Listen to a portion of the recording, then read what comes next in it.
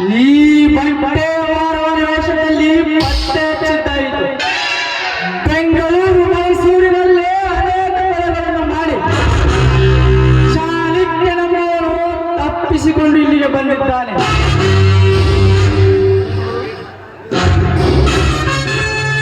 ನಾನು ಅವನನ್ನು ಅರೆಸ್ಟ್ ಮಾಡಿದ್ದೆ ಎಂಬ ದ್ವೇಷದಿಂದ ಆ ಪಾಪಿ ನನ್ನ ತಾಯಿಯನ್ನು ಕೊಂದು ನನ್ನ ತಂಗಿ ಲಾವಣ್ಯರನ್ನು ಅಪಹರಿಸಿಕೊಂಡು ಬಂದಿದ್ದಾನೆ. ಈ ನೀಚನ ಇಲ್ಲಿಯ ಕುಟಿಲ ಕಾರ್ಯಸ್ಥಾನ ಬಯಲು ಮಾಡಿ ನನ್ನ ತಂಗಿಯನ್ನು ಕರೆದೊಯ್ಯಬೇಕು. ಅಲ್ಲಿಯವರೆಗೂ ಬೇರೆ ವೇಷದಲ್ಲಿ ಯಾರಾದರೂ ನೌಕರಿ ನೆಪದಲ್ಲಿರಬೇಕು.